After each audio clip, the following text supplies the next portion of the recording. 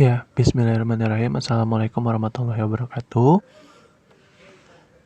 Di sini saya ingin membahas modul praktik komputerisasi akuntansi menggunakan Microsoft Excel dengan bukti transaksi. Jadi di sini nanti kita akan belajar mengenai akuntansi, siklus akuntansi menggunakan Microsoft Excel. Nah, berdasarkan bukti transaksi yang ada. Nah, modul ini mencakup semua kebijakan termasuk semua transaksi yang ada pada perusahaan PT PT Mahendra Kesuma kalau nggak salah namanya. Nah, di sini ada nama profil perusahaannya yaitu PT Mahendra Kesuma dengan alamat, nomor SIUP, dan susunan pengurus ya, dewan direksi, komisaris, direktur utama, dan direktur. Dimana di situ juga dijelasin bahwa PT Mahendra Kesuma ini adalah perusahaan dagang perorangan yang menjual barang berbagai jenis atau tipe handphone atau telepon genggam dan merupakan distributor HP merek Nokia. Selain itu di sini juga dijelasin tentang struktur organisasinya. Ini ada kebijakan akuntansi yang ada pada PT Mahendra Kesuma, ada aktiva tetap, persediaan, penjualan, pendapatan diterima di muka atau biaya dibayar muka, piutang dagang tak tertagih, dividen, dan perjanjian sewa menyewa mobil. Selain itu, ini ada informasi tambahan per 31 Desember 2004 yang mana informasi tambahan ini akan digunakan untuk jurnal penyesuaian biasanya.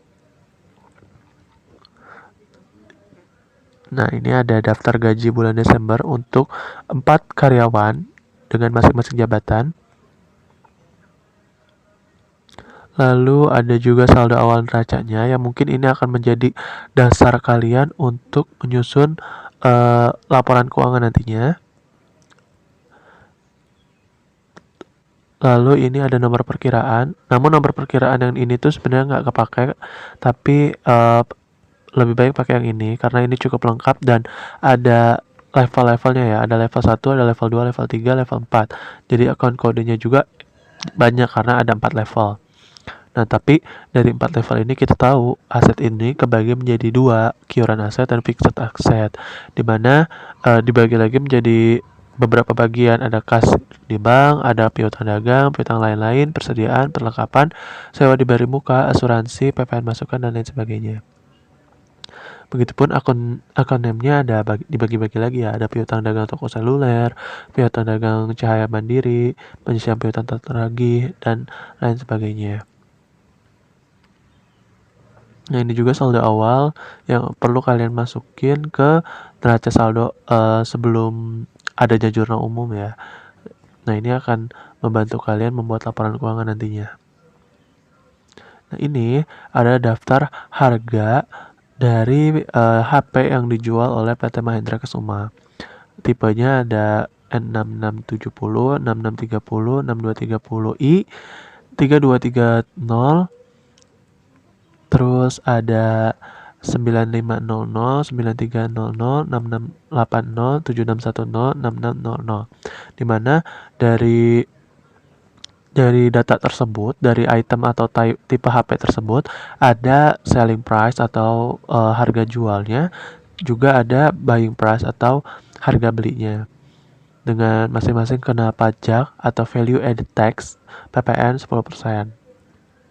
Nah, selanjutnya dimulai dari halaman 14 itu udah mulai masuk ke transaksinya. Transaksi dari PT Mahendra Kesuma dari tanggal 1 Desember sampai tanggal 31 Desember.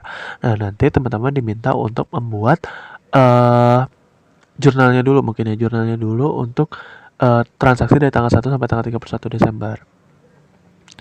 Nah, kita langsung praktekin aja ya untuk transaksinya.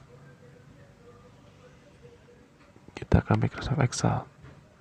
Nah, jadi teman-teman kita buat dulu jurnal umumnya untuk membuat sebagai dasar untuk membuat laporan keuangan sebenarnya adalah transaksi-transaksi yang ada di PDF ini yang teman-teman ada di modul ya kalau di teman-teman mah. Nah, nanti dari transaksi ini kita buat jurnal umumnya sebagai pencatatan awalnya. Nah, oh ya, sebelum jurnal umum pun kalau ada neraca saldo awal itu harus dimasukin. Nah, nanti teman-teman kalau misalnya udah mulai praktek siklus akuntansi menggunakan Microsoft Excel, teman-teman harus masukin ini dulu si neraca saldo awalnya. Tapi kalau sekarang kita belajar jurnal umumnya dulu, jurnal umum untuk satu siklus PT Mahendra dari tanggal 1 sampai tanggal 4 ya, sampai tanggal 3. Tapi ini pun ada 5 contoh kalau nggak salah. 3, 4, 5 ya. 6, ada 6 contoh yang akan saya contohkan. Nanti sisanya teman-teman bisa praktekin sendiri. Karena menurut saya 6 contoh ini pun sudah mewakili transaksi dari tanggal 1 sampai tanggal 31 Desember. Nah, yang pertama, transaksi yang pertama ini di halaman pertama atau di halaman 14 ya maksudnya. Itu ada PT Mahendra mempunyai bukti bank keluar dengan nomor urut 000 BBK dengan tanggal 1 Desember 2004, nomor ceknya yaitu BS 098. Dibayarkan kepada PT Mobil Bogor. Jumlah dibayarnya adalah 24 juta rupiah. Di sini juga sama 24 juta dengan keterangan yaitu sewa mobil operasional selama 1 tahun. Nah, jadi ceritanya bahwa PT Mahendra ini menyewa mobil selama 1 tahun kepada PT Mobil Bogor. Kebetulan kalau nggak salah di sini tuh ada perjanjiannya juga, perjanjian sewa ada di halaman ini. Ada di halaman 5. Di sini didukung juga dengan perjanjian sewa mobil kepada PT Mobil Bogor. Nah, pihak satunya PT Mahendra Kusuma, pihak duanya PT Mobil Bogor dengan nilai sewa yaitu 24 juta per tahun dibayar di muka. Nah, jadi si PT Mahendra ini menyewa mobil selama 1 tahun untuk kegiatan operasional. Nah, maka dari itu, bayarnya itu di awal tahun. Jadi ini kan 1 Desember 2004. Kita transaksi 1 Desember 2004. Nah, PT Mahendra mengeluarkan uang sebesar 24 juta di tanggal 1 Desember 2004 untuk menyewa mobil selama 1 tahun. Artinya, PT Mahendra itu akan menyewa mobil sampai tanggal 30 November atau ya, sampai tanggal 1 Desember 2005. Nah, selama 1 tahun tersebut adalah harganya adalah 24 juta. Nah, 24 juta ini karena dibayarnya di awal, nah itu disebut sebagai sewa dibayar di muka. Nah, kalau seandainya nanti dibayarnya per bulan, kalau dibayarnya per bulan, berarti ya beban sewa nyebutnya. Tapi kalau dibayarnya di awal tahun, di tanggal 1 Desember ini, ya itu nyebutnya dibayar di muka. Karena nanti teman-teman di bulan Januari, Februari sampai tahun 2005 nanti si PT Mahendra Kusuma ini ya tinggal menikmati sewa mobilnya aja tanpa harus bayar-bayar lagi gitu. Maka dari itu nanti teman-teman mencatatnya di sewa dibayar di muka. Kita coba langsung ke jurnal umum ya. Oh ya, teman-teman kalau misalnya mau membuat jurnal umum, teman-teman jangan lupa untuk membuat headernya atau judulnya. Misalnya di sini nama PT-nya, biasanya nama perusahaannya, terus apa yang mau dibuat dan jurnal umum kan. Nah, kalau misalnya laporan ya laporan keuangan, misalnya laporan keuangan apa, laba rugi kah, posisi keuangan kah, perubahan ekuitas, arus kas dan lain sebagainya, itu teman-teman harus jabarin. Dan bulan atau periodenya periode apa. Dan kalau memang dibutuhkan keterangan tambahan seperti ini dalam satuan rupiah, silahkan tambahkan. Kalaupun enggak apa-apa. Ini hanya menandakan kalau transaksi yang dilakukan oleh PT Mahendra ini dalam satuan rupiah atau dalam mata uang rupiah. Nah, terus ada tabel di sini. Ini tabel jurnal yang Ilham warnain kuning ya. Kuning. Ada tanggal, ada nomor urut, ada nomor akun, keterangan, debit dan kredit. Nanti teman-teman tinggal ikutin aja ya format ini. Nanti teman-teman tinggal lanjut aja. Nah, di sini PT Mahendra Kusuma itu tanggal 1 Desember dengan nomor urut 000 BBK. Nanti teman-teman input satu-satu. Nah, tadi ceritanya adalah PT Mahendra ini menyewa mobil ke PT Mobil Bogor selama 1 tahun. Nah, karena dia bayaran di awal sebesar 24 juta, ya artinya jurnalnya adalah sewa dibayar di muka. Kalau bayarnya itu per bulan, misal tanggal 1 Desember 2004 membayar sewa sebesar 2 juta. Nanti di bulan Januari 2005 bayar lagi 2 juta. Nah, itu akunnya beban sewa. Tapi menurut perjanjiannya di halaman 4 ya tadi kalau nggak salah. Di halaman 5 di sini dikatakan bahwa nilai sewanya adalah 24 juta dibayar di muka. Artinya dibayar di muka itu dibayar di awal ya. Dibayar di muka itu dibayar di awal, artinya di tahun sebelum dia memakai fasilitasnya atau sebelum dia menyewa. Maka itu 24 juta itu kita harus debitkan dengan akun sewa dibayar di muka. Nah, karena ini bukti bank keluar, artinya dia menggunakan bank Samin sebagai biaya. Jadi untuk membayar si sewa ini dia menggunakan rekening dari bank Samin sebesar 24 juta. Jadi rekening PT Mahendra ini, PT Mahendra selalu membayarkan atau menyetorkan uangnya ke bank Samin. Nah, sehingga di bank Samin ini ketika dia mau membayar sewa, si PT Mahendra ini membayar sewa, ya uang yang keluar itu melalui uang yang ada di bank. Nah, banknya bank Samin gitu. Berarti bukan uang kas yang dimiliki oleh PT Mahendra Kusuma. Bukan uang kas secara fisik ya, tapi uang yang ada di bank, tapi banknya bank Samin sebesar 24 juta di sebelah kredit. Kenapa bank Saminnya di sebelah kredit? Karena ya karena kita ngeluarin uang, maksudnya kita membayar uangnya ke PT Mobil Bogor. Uang kita berkurang dong. Nah, uang kita yang ada di bank Samin ini juga berkurang. Nah, berkurangnya adalah di sebelah kredit. Karena kas itu atau aset itu kalau bertambah di sebelah debit, kalau berkurang di sebelah kredit. Artinya ketika kas itu keluar, kas itu berkurang, di bank kita berkurang nih, artinya kita harus menjurnal kas itu di sebelah kredit, atau kas di bank Samin ini harus di sebelah kredit, karena kas yang ada di bank Samin ini berkurang gitu, sesuai dengan kaidah atau sesuai dengan aturan di akuntansi. Kalau aset itu berkurang, itu asetnya harus di sebelah kredit, nyatatnya nanti di jurnalnya harus di sebelah kredit. Seperti ini. Nah, sewa dibayar di muka ini kenapa di debit? Ya karena sewa dibayar di muka ini juga masuk ke bagian aset ya, bukan bagian beban. Sewa dibayar di muka ini bagian aset, karena sewa dibayar di muka ini walaupun dibayar ya beban, tapi bebannya di awal gitu. Beban di tanggal 1 Desember aja. Nanti di tanggal 1 Januari, di tanggal 1 Desember, di 1 Februari itu teman-teman tinggal menikmati fasilitasnya aja. Nah, itu kan aset buat kita gitu. Makanya sewa dibayar di muka ini masuk juga ke bagian aset, dimana ketika asetnya ini bertambah, dia harus mencatat di sebelah debit. Sama halnya dengan PT Mahendra Kusuma, dia menyewa mobil 1 tahun dibayar di awal. Memang beban dulu di awalnya sebenarnya, tapi ini masuk ke aset di tahun-tahun selanjutnya, di bulan-bulan selanjutnya, sorry. Jadi sisi PT Mahendra ini tinggal menikmati fasilitasnya, tinggal menikmati asetnya yang udah dibayar di awal sebesar 24 juta. Artinya sewa dibayar di muka ini harus debit, karena ya tinggal menikmati aja kan, artinya bertambah nih fasilitasnya, bertambah kemampuan sewanya. Nah, karena bertambah itu aset bertambahnya di debit, ya kita mencatatnya sewa dibayar di muka pun di debit gitu.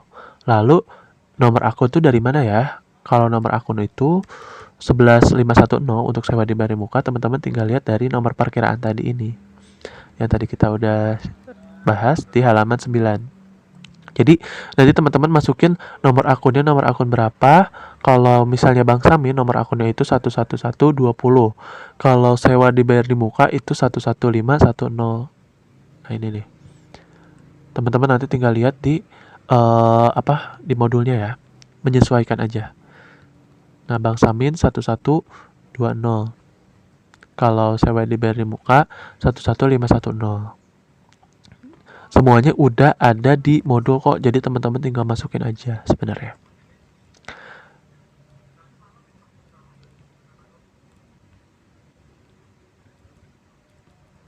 Nah, jadi ini untuk untuk transaksi pertama tanggal 1 Desember 2004. Nah, Ilham di sini tadi cuma mencontohkan 6 soal aja ya dari total transaksi, dari banyaknya transaksi dari tanggal 1 Desember sampai 31 Desember. Ilham mencontohkan 6 transaksi aja, karena 6 transaksi pun tadi sudah mewakilkan.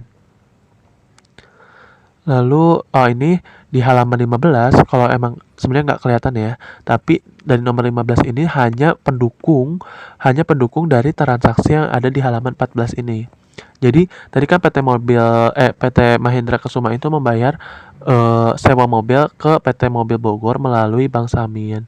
Nah, Bank Samin yang di sini tuh mengeluarkan ceknya sebesar 24 juta. Nah, tujuannya sama untuk sewa. Jadi ini tuh cuman sebagai pendukung, bukti pendukung saja. Jadi nggak perlu di jurnal ya. Nah, oleh karena itu teman-teman harus memiliki kemampuan analisis yang tinggi karena di sini transaksinya cuma satu, sewa doang, sewa diberi muka doang. Tapi bukti transaksinya ada dua, yang mana salah satu tersebut adalah pendukungnya gitu. Jadi tetap yang dijual cuma satu transaksi aja nih. Ini, tapi bukti pendukungnya ada dua gitu. Bukti pendukungnya ada satu. Nah, yang bukti utamanya ada satu juga. Jadi ada dua kan total buktinya gitu. Lalu uh, transaksi yang kedua yaitu bukti bank keluar juga, masih sama bukti bank keluar dengan nomor urut 001 BBK di tanggal 1 Desember 2004. Nomor ceknya itu BS 001. Di mana bukti bank keluar ini si PT Mahindra Kusuma itu membayar telepon di bulan Desember 2004 sebesar 1 juta kepada PT Telkom. Nah, jadi si PT Mahindra Kusuma ini membayar biaya teleponnya sebesar 1 juta ke PT Telkom. Nah, jurnalnya biaya telepon dan listrik pada Bank Samin di sebelah kreditnya. Nah, seperti ini contoh bedanya di tanggal 1 ini sewa diberi muka, dia bayar sewanya di awal. Nah, kalau misalnya di tanggal 1 Desember yang kedua ini, dia biaya telepon bulan Desember. Dicatatnya sebagai biaya telepon dan listrik. Bukan telepon dan listrik dibayar di muka ya, tapi biaya telepon dan listrik. Karena ini hanya membayar di bulan tersebut aja. Di bulan tersebut sebagai beban. Tapi kalau misalnya kalau tadi sewa dibayar di muka adalah membayar sewa untuk 1 tahun. Dan dalam 1 tahun itu dia bayarnya di awal gitu. Nah, itu bedanya ya. Kalau ini cuman biaya telepon, bayar telepon tapi di bulan Desember aja, khusus bulan Desember. Makanya dicatatnya sebagai biaya telepon dan listrik. Biaya telepon dan listrik ini kenapa di sebelah debit? Karena beban itu bertambahnya di sebelah debit. Nah, jadi nanti kalau ketemu beban pasti ada di sebelah kredit, ada di sebelah debit. Karena ketika kita membayar telepon itu kan beban buat kita dong. Ini telepon membebankan sekali gitu kan. Nah, si beban ini akan dicatat di sebelah debit gitu. Beban telepon dan listrik dalam hal PT Mahindra Kusuma di tanggal 1 ini adalah beban telepon atau biaya telepon dan listrik sebesar 1 juta di sebelah debit. Nah, kenapa Bank Samin di sebelah kredit? Ya seperti tadi, Bank Samin si PT Mahindra ini membayar teleponnya ini melalui uang yang ada di bank, uang kas yang ada di bank. Artinya kas yang ada di Bank Samin ini keluarkan atau mengurangi sebesar 1 juta. Nah, ketika aset atau kas ini berkurang, ya kita harus catatnya di sebelah kredit. Kalau seandainya kas atau asetnya itu bertambah, ya kita harus catatnya di sebelah debit gitu. Jadi karena konteksnya ini adalah pembayaran, artinya ngeluarin uang, si Bank Samin ini, uang kas yang ada di Bank Samin ini berkurang kan. Nah, ketika berkurang itu loh, aset berkurang di sebelah kredit. Maka dari itu, Bank Samin mencatatnya di sebelah kredit nanti. Gitu. Bukan Bank Samin yang berkurang ya, tapi uang kas yang ada di Bank Samin. Gitu loh, bukan si banknya yang berkurang atau bukan Bank Samin yang di sebelah kredit, tapi uang kas yang ada di Bank Samin. Nah, untuk nomor akun masih sama dari nomor perkiraan akun. Nanti teman-teman tinggal lihat aja dari modulnya ya, disesuaikan dengan nomor akun yang ada level 1, level 2, level 3, level 4-nya. Jangan mengikuti nomor akun yang ada di atas. Jadi ada dua nomor akun dan teman-teman ikutin format nomor akun yang seperti ini yang ada 5 digit karena ada 5 level. Selanjutnya ini juga ada bukti pendukung, sama bukti pendukungnya dalam bentuk cek Bank Samin sebesar 1 juta. Jadi ini hanya bukti pendukung aja ya. Ada satu transaksi tapi ada dua bukti gitu. Yang satu buktinya bukti pendukung gitu. Ini nggak perlu di jurnal karena ini cuman sebagai ya pendukung gitu. Kalau si Bank Samin ini mengeluarkan uang ke PT Telkom sebesar 1 juta gitu. Nah, yang ketiga ada transaksi bukti bank keluar juga dengan nomor urut 002 BBK tanggal 1 Desember 2004 masih tanggal 1 dengan nomor cek BS 002. Nah, ini sepertinya panjang deh kayaknya. Oh, sorry.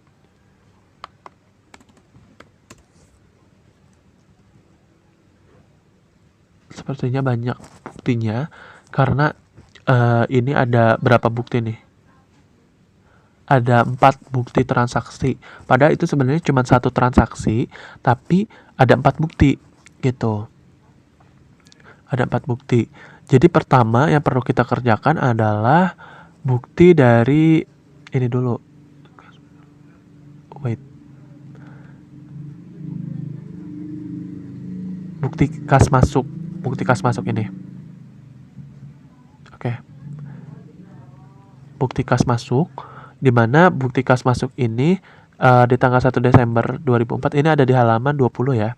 Jadi ceritanya adalah si PT Mahendra Kusuma ini mau bayar gaji yang bulan November ke karyawannya. Tapi PT Mahendra Kusuma ini mau membayar gajinya melalui mau ngambil uang dulu ke bank sebesar 5 juta. Nah, nanti 5 juta yang udah diambil di bank ini mau dikasihin ke gaji ke karyawannya. Maksudnya mau dikasihin ke karyawannya sebesar 5 juta juga. Nah, transaksinya emang ribet ya, tapi sebenarnya cuma satu transaksi doang. Cuman buktinya ini banyak gitu. Jadi ada bukti kas masuk di tanggal 1 Desember 2004 juga dengan bukti transaksi itu 001 BKM atau nomor urut 001 BKM, bukti kas masuk nih BKM tuh. Di sini Bank Samin ngambilnya ke Bank Samin, di mana kas masuk si PT Mahendra ini digunakan untuk membayar gaji gitu. Jadi ceritanya seperti tadi, PT Mahendra Kusuma ini mau bayar gaji ke karyawannya sebesar 5 juta. Tapi dia mau ngambil uang dulu dari 5 juta ini ke Bank Samin. Makanya ketika dia ngambil uang kan uang kas yang ada di dompetnya ini, yang ada di berangkasnya ini bertambah dong, atau bisa dibilang sebagai bukti kas masuknya gitu sebesar 5 juta. Tapi nanti 5 juta ini dipakai untuk bayar gaji gitu. Jadi ada alurnya ya. Ada panjang nih prosesnya. Nah, maka dari itu teman-teman, jurnalnya adalah kas pada Bank Samin sebesar 5 juta. Nah, kenapa? Karena kan kas kita masuk, kas yang ada di berangkas tadi kita itu masuk sebesar 5 juta. Nah, kas yang ada di Bank Samin, uang kas yang ada di Bank Samin ini berkurang karena kan kita narik uang ya. Jadi kita narik uangnya di Bank Samin sebesar 5 juta, ya berarti kan kita keluar uang nih. Kita berkurang uang yang ada di banknya. Yang berarti uang kas yang di bank ini berkurang, pengaruhnya adalah aset berkurang di kredit. Nah, makanya pencatat Bank Saminnya ada di sebelah kredit. Nah, lalu ketika uang kasnya ini yang dari bank ini diambil, itu kan muncul ke uang kas kita nih sebesar 5 juta. Nah, masuk ke berangkas nih, makanya kasnya di sebelah debit. Uang kas yang masuk ke berangkas ini ada kata masuk aja. Nah, itu artinya kasnya bertambah. Kas itu bertambah atau aset itu bertambah di sebelah debit. Maka dari itu, kas pada Bank Samin sebesar 5 juta gitu. Sebenarnya nggak ada masalah ya ketika kas dan Bank Samin ini kan sama-sama aset.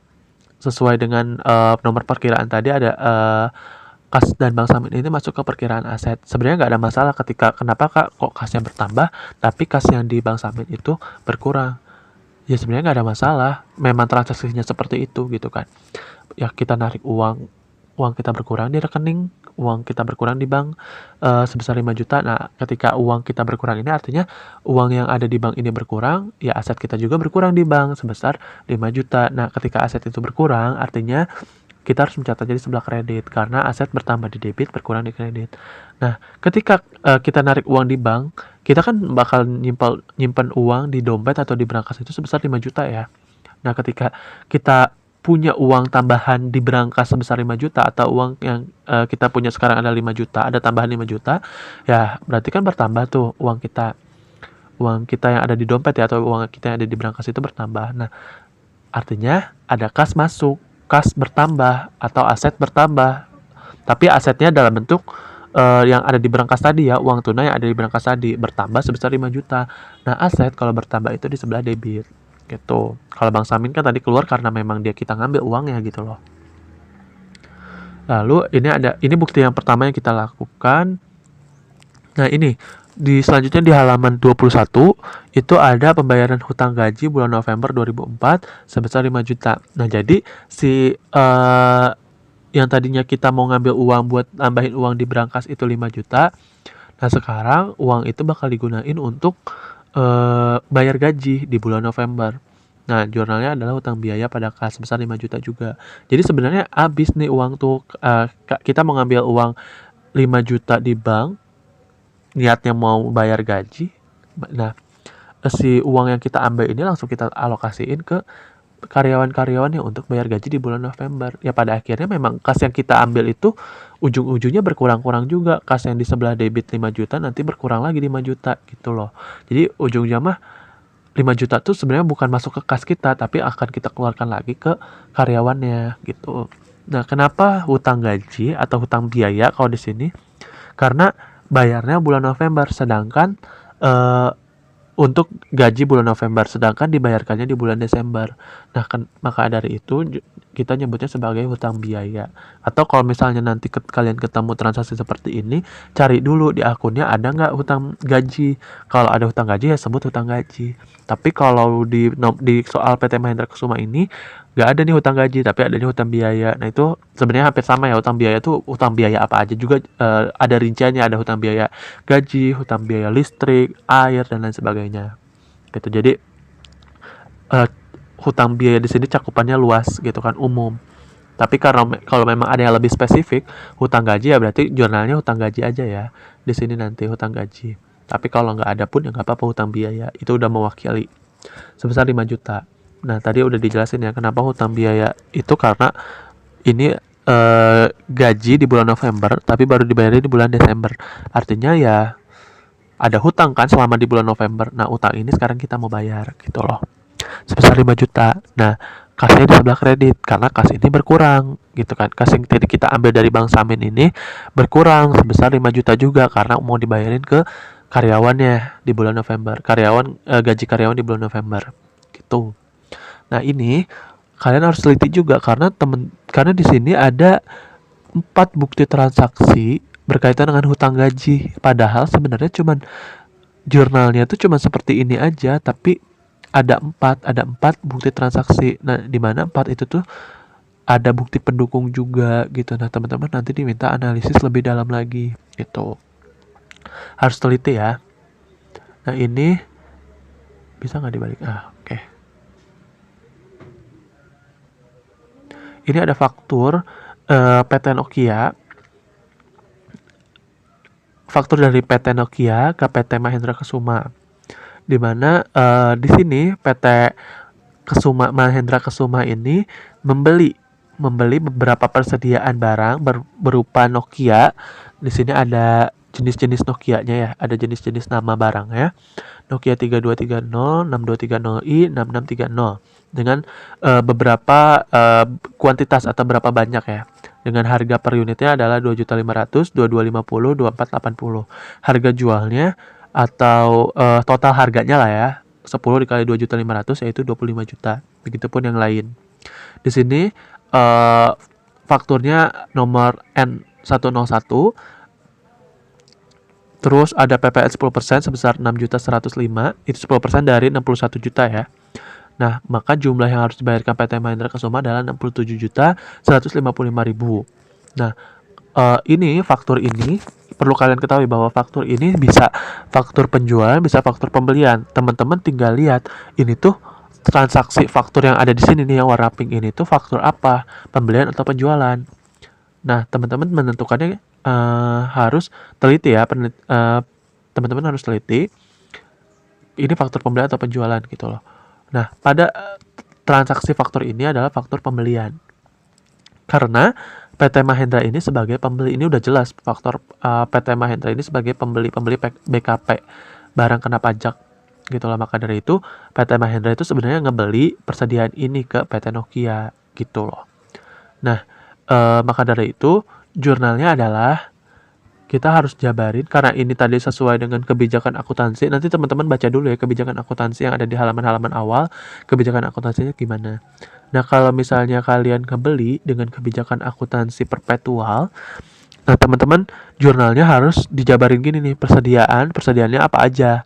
3230, 6230, 6630 gitu. Nah, itu harus jabarin sebesar 25 juta, 11 juta 250, 24 juta 800. Nah, ini ada di harga jual, di kolom harga jual. Terus ada PPN masukan atau PPN income.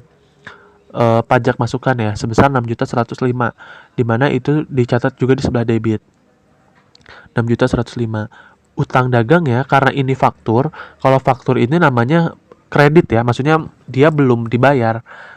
Jadi faktur ini transaksi yang memang kredit gitu loh, belum dibayar. Nah, makanya masuk ke utang dagang. Ya kan kita beli, kalau kita beli terus kita belum bayar berarti kita ngutang dong. Si PT Mahindra ngutang kan. Nah, makanya kenapa jurnalnya utang dagang gitu. Sebesar 67.155.000 itu besarnya dari jumlah. Nah, kenapa persediaan ini di sebelah debit? Karena ketika kita nggak beli, barangnya kan masuk. Maksudnya kita beli nih, ambillah beli HP ke PT Nokia. Nah, terus barang persediaan ini kita masukin ke gudang. Ya persediaannya bertambah dong, yang ada di gudang yang harusnya tadinya cuma ada 10, ditambah nih ada PT Nokia 3230, 6230, 6636. Bertambah kan? Karena kita nggak beli, masukin ke gudang. Ya, stok yang ada di gudang jadi bertambah dong. Nah, maka dari itu persediaannya jadi bertambah. Sebesar nominalnya berapa tuh? 25 juta, 11 juta 250, 24 juta 800. Nah, dari situ harus dicatat di sebelah debit karena persediaan juga masuk ke kolom aset. Aset itu bertambahnya di sebelah debit. Jadi ketika tadi ceritanya adalah persediaan Nokia ini masuk ke gudang bertambah, ya artinya asetnya juga bertambah nih. Aset si PT Mahindra Kusuma pun bertambah gitu loh. Nah, aset bertambahnya di sebelah debit. Maka dari itu persediaan masuknya ke sebelah debit. Terus PPN masukan 6.105.000 ini masuknya ke debit juga. Kenapa nggak di sebelah kredit? Karena sesuai perkiraan akun tadi, PPN masukan ini masuknya ke aset, atau aset itu bertambahnya di sebelah debit karena ini akan menjadi beban atau menjadi utang ya, aset buat si PT Mahindra Kusumanya gitu. Tapi nanti aset ini bakalan kita alihkan ke pajaknya, maksudnya ke kantor pajaknya gitu. Kita tetap harus bayar pajaknya gitu loh. Nah, utang dagang di sebelah kredit artinya kan tadi ketika kita ketika kita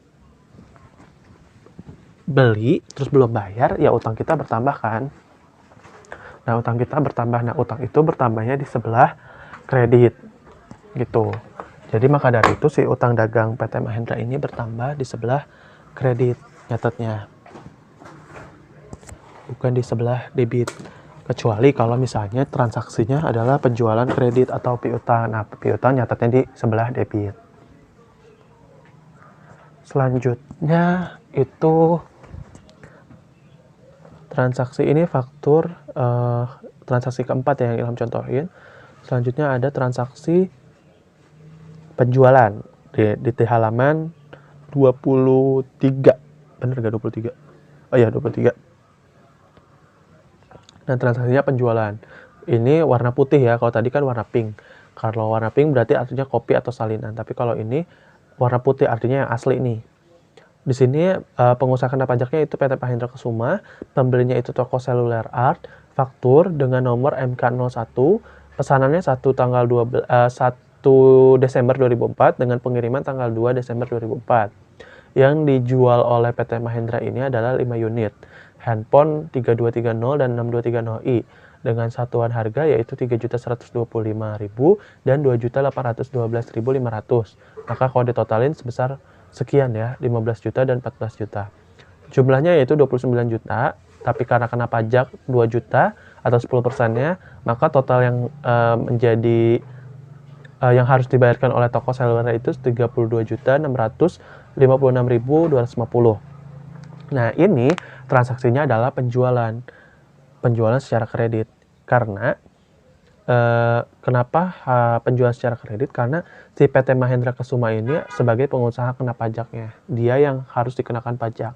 Sedangkan di sini pembelinya adalah toko seluler gitu. Artinya kan si PT Mahindra ini menjual barang ke toko seluler sebagai pembelinya gitu loh. Nah, kenapa tadi penjual secara kredit? Seperti yang tadi yang bilang, faktur itu secara kredit bukan secara tunai gitu. Jadi kalau kalian ketemu yang faktur artinya itu secara kredit aja gitu loh. Nah, ini berarti jurnalnya adalah piutang toko seluler, PPN keluaran dan penjualan. Nah, piutang toko seluler ini sebesar 32.656.250 ini yang harus dibayarkan oleh toko seluler yang membeli gitu. Mereka ngutang nih si toko seluler ini. Nah, artinya kan kita punya piutang, kita punya hak untuk menagih ke toko seluler. Nah, piutang kita bertambah kan karena ada yang ngebeli nih, ada yang yang ngebeli HP kita nih. Nah, artinya tapi tadi udah ada yang ngebeli itu belum dibayar gitu. Artinya kan kita berhak untuk menagih. Nah, kita berhak untuk menagih ini ya masuknya ke piutang. Nah, piutang kita bertambah, maka bertambahnya di sebelah debit. Nah, karena piutang ini masuk ke bagian aset. Aset bertambahnya debit gitu loh. Terus ada PPN keluaran. PPN keluaran sebesar 2.968.750. Di mana itu masuk ke sebelah kredit karena itu adalah utang yang harus kita keluarkan, yang harus kita bayarkan nantinya sebesar 29.68.750. Lalu ada penjualan sebesar 29.687.500. Sebenarnya yang kita jual itu sebesar 29 juta, tapi karena ada PPN 10% 2.968. Maka dari itu piutang yang harus bertambah atau mungkin toko seluler yang harus bayar itu sebesar 32 juta gitu. Nah, terus nanti di sini ada harga pokok penjualan dan persediaan. Harga pokok penjualan pada persediaan, sebesar 23.750. Nah, ini kenapa harus ada seperti itu? Karena ini sistemnya perpetual atau metodenya sistemnya perpetual. Jadi kalau sistemnya perpetual, kita harus nyatat sebagai harga pokok penjualan pada persediaan. Harus dijelaskan harga pokok penjualannya berapa dan persediaan yang dijualnya berapa. Nah, kita bahas persediaannya dulu ya. Persediaan 3230, 6230. Kenapa 3230 dan 6230? Karena yang dijualnya juga tipenya seperti itu, 3230 dan 6230 yang dijualnya ya. Nah, angka 12.500 dan 11.250 ini nggak ada nih di sini, nggak ada nih di faktur. Tapi teman-teman lihatnya di halaman, kita coba halaman 10 coba ya. Kita lihat yang tadi di price settingnya itu loh. Nah, ini di price list, bukan price setting. Nah, 3230 itu seharga belinya adalah 2.500.000. Terus harga jualnya ada 31.250. 3.125. Terus 6230 ini 2250. Harga persatuannya ya, harga satu beli HP 6230 itu 2.250. Yang 3230 itu harga satu beli satu HP itu aja 2.500. Nah, si PT toko seluler itu belinya 5 unit. Nah, nanti tinggal teman-teman kali aja 5 unit dikali berapa tuh tadi harga satuannya, 2.500.000 sama 2250. Nanti ketemu nih segini. 12.500.000 dan 11.250. Nah, harga pokok penjualan ini jumlah dari dua ini, 12.500.000 ditambah 11.250. Harga pokok penjualannya adalah 23.750. Jadi ceritanya gini, kalau si toko seluler si PT Mahendra Kusuma ini pernah ngebeli handphone 3230 dan 6230 ini dengan masing-masing tadi harga satunya adalah 2.500.000 dan 2.250. Nah, sekarang si PT Mahendra Kusuma ini mau ngejual HP-nya atau tipe HP-nya ke toko seluler gitu sebanyak masing-masing 5 unit. Artinya kan tadi yang kita beli itu 2.500.000 dikali 5 dan 2.250 dikali 5 juga berapa. Nah, itu kalau kita jumlahin namanya harga pokok penjualan. Harga ya istilahnya kalau kata kita mungkin bahasanya adalah modal waktu kita beli. Harganya adalah totalnya adalah 23.750. Nah, sekarang kita ngejualnya dengan harga satuan 3.125 dan 2.812. Nah, kita pokoknya notalin harganya adalah 32.656.250.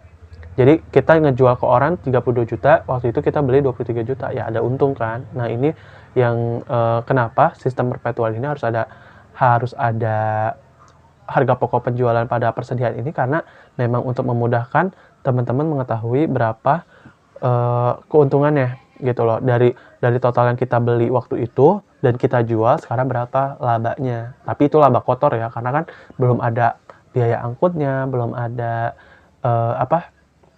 biaya pemasangannya misalnya, atau mungkin biaya-biaya lainnya yang harus dikeluarkan. Nah, makanya kenapa disebut biaya kalau misalnya harga penjualan dikurangin harga pokok itu sebagai laba kotor disebutnya. karena labanya belum bersih gitu, belum ada biaya pemasarannya, biaya angkutnya, atau mungkin biaya-biaya lainnya gitu, biaya pengemasan misalnya gitu.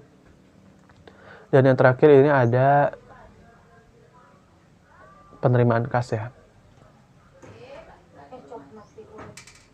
Ada bukti kas masuk. Di sini bukti kas masuknya ini nih, sorry. Jadi si PT Mahendra Kusuma ini ngejual lagi barangnya ke Koko Lim. Nama pembelinya adalah Koko Lim. Tapi dia kan ini faktur yang tadi bilang bahwa faktur itu ngejualnya harusnya secara kredit, atau pokoknya membeli atau ngejual itu secara kredit aja. Tapi karena di sini ada keterangan lunas, artinya ya dia bayarnya secara tunai gitu loh. Nah, si PT Mahendra Kusuma ini ngejual Nokia 6500 dan 6670 dengan masing-masing harga 2.187 dan 2.600. Nah, penjualannya adalah 4 juta, total penjualannya adalah 4.087.500 sebenarnya. Terus ada PPN 478.750. Nah, karena dia ngejualnya secara tunai atau si Kokolim ini langsung ngebayar, ya ada potongan 2% sebesar 105.325. Nah, itu harus dicatat di sebelah debit. Dan kasnya sisanya nih sebesar 5.160. Jadi gini, si Kokolim ini ngejual. PT Mahendra Kusuma ini ngejual secara tunai Kokolim ke Kokolim persediaan Nokia-nya sebesar totalnya 4.787, di mana itu juga udah kena PPN ya sebesar 478.750. Nah, kalau ditotalin sebenarnya 5.266.250. Tapi karena dia bayarnya secara tunai, ada potongan nih, potongan penjualan 2% sebesar 105.325. Nah, artinya kan kas yang kita terima karena ada potongan atau ada diskon. Nah, kas yang kita terima itu sebesar 5.160 gitu loh, bukan 5.266 gitu. Kalau misalnya nggak ada diskon ya berarti 5.266. Tapi kalau misalnya ada diskon ya kita hitungnya setelah ada diskon itu 5.160.925 gitu. Nah, kenapa potongan penjualan itu di sebelah debit? Ya karena penjualannya di sebelah kredit, kan nggak mungkin penjualnya di sebelah kredit, potongan penjualannya juga di sebelah kredit. Dia pasti lawan dari penjualnya. Kalau misalnya ada ada penjualan di sebelah kredit, berarti potongan penjualannya sebagai pengurangnya di sebelah debit. Begitupun kalau pembelian. Kalau ada pembeliannya biasanya ada di sebelah debit. Berarti kalau ada potongan pembelian itu ada di sebelah kredit potongan pembeliannya gitu. Jadi harus kebalikan. Harus ada, maksudnya kalau misalnya penjualnya di sebelah kredit, berarti potongan penjualan atau bahkan retur penjualan itu di sebelah debit gitu. Nyatetnya ya. Terus harga pokok penjualan pun masih sama, dapatnya dari tadi yang price list tadi, tapi nanti tinggal dikaliin satu aja gitu. Kan ini satu-satu, jadi tinggal 1 dikali 1.750 dan 1 dikali 2 juta. Nanti teman-teman lihat 6.600 ini harga belinya berapa, 6670 ini harga belinya berapa. Nanti tinggal dikali 1.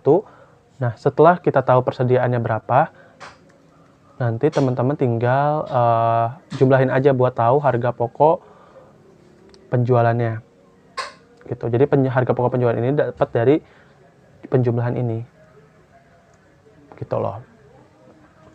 Nah, mungkin itu dulu yang Ilham bisa sampaikan, karena ini masih banyak ya teman-teman, dan ini yang tadi Ilham bilang, teman-teman harus teliti mengenai transaksinya, karena ini bukti transaksinya ada banyak.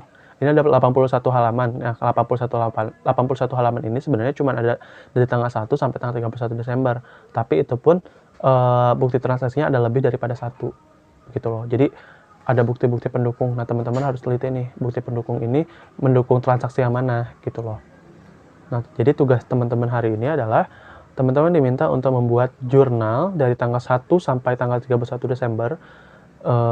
Ini udah contohnya dari tanggal 1 sampai tanggal 2 sampai tanggal 3 ya, ada 6 transaksi. Jadi nanti teman-teman tinggal lanjut aja transaksi dari tanggal 3 sampai tanggal 31 Desember lainnya gitu. Nanti saya kirim via WhatsApp group file Excel ini, jadi nanti teman-teman tinggal lanjut aja ya. Untuk sementara tugas hari ini itu dulu. Nanti mungkin minggu depan kita akan membahas siklus akuntansi secara keseluruhan menggunakan rumus-rumus Microsoft Excel. Nah, teman-teman di sini kalau misalnya mau menggunakan Microsoft Excel, Excel untuk mengerjakannya silahkan. Atau kalau misalnya kalian mau mengimplementasikan ilmu yang kalian dapat kemarin mengenai rumus-rumus Excel juga boleh. Itu terserah kalian. Tapi nanti minggu depan kita akan belajar siklus akuntansi menggunakan Microsoft Excel. Nggak cuma jurnal umum aja ya kalau siklus akuntansi itu. Nah, kalau yang ini sementara kita jurnal umum dulu, karena kita diminta, targetnya adalah kalian diminta untuk paham dulu kalian paham dulu akuntansinya gitu loh. Kalian harus paham dulu akuntansinya, terus nanti baru kita gabungin sama komputerisasi akuntansinya gitu kan. Kalau kemarin kita bahas rumusnya, kalau sekarang akuntansinya. Nah, nanti minggu depan kita gabungin nih, combine rumus serta akuntansinya gitu. Oke, gitu aja teman-teman dari Ilham. Mohon maaf kalau misalnya kurang jelas. Kalau misalnya kalian bingung juga kalian bisa tanya. Terima kasih telah menonton video ini. Terima kasih atas perhatiannya. Wabillahi taufiq wal hidayah. Wassalamualaikum warahmatullahi wabarakatuh.